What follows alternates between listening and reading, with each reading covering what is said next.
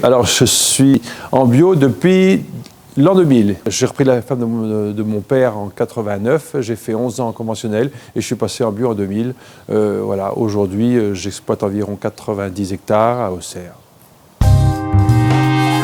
Déjà un intérêt dans le travail, c'est-à-dire la possibilité d'aller un petit peu plus loin dans le process de production, c'est-à-dire de commencer à travailler son produit en fait, et à vraiment se l'approprier, quoi. Et comme ça, au moment où on va le commercialiser, on connaîtra bien son produit et il sera de meilleure qualité. J'ai fait ça petit à petit sur 5 ans, puisque j'ai fait une conversion sur 5 ans, donc je n'étais pas hyper pressé d'avoir toutes mes cellules en circuit tout de suite. Le tout m'est revenu environ à d'achat de matériel, ciment, enfin tout ce que j'ai acheté, ce que j'ai déboursé, environ 15 à 18 000 euros, donc pas très cher. Bon, il y a 150 tonnes de stockage, c'est pas très gros non plus. Et puis, par contre, je ne prends pas du tout en compte mon travail, parce que j'ai quasiment tout auto-construit.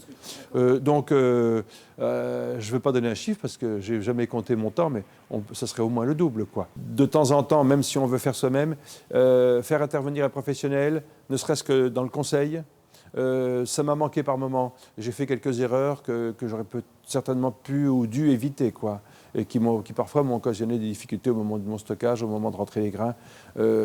Autoconstruire, oui, mais avoir du conseil, ça serait quelque chose qu'il faudrait essayer de viser quand même.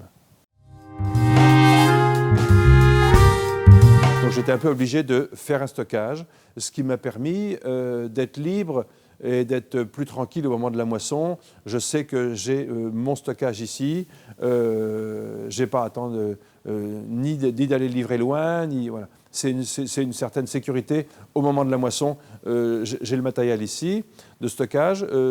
Deuxièmement, ça me permet de stabiliser mon grain tout de suite.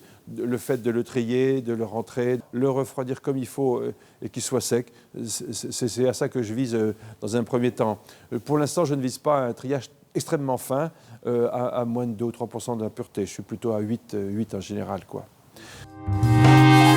Alors le stockage, la partie stockage elle-même de l'exploitation, c'est très concentré principalement au moment de la récolte, évidemment.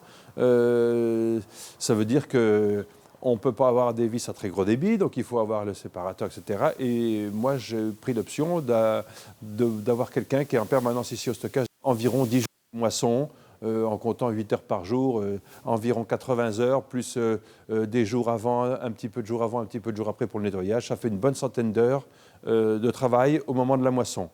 On ajoutera à ça le temps qu'il faut passer à surveiller ces récoltes une fois engrangées, c'est-à-dire de la surveillance de 30 minutes par jour, c'est vite fait, changer éventuellement les ventilateurs de place, surveiller la thermométrie, 30 minutes par jour, 2 jours par semaine, pendant 2 mois. Voilà, il faudrait faire à peu près le compte, mais on a vite fait de repasser entre 50 et 100 heures, quoi.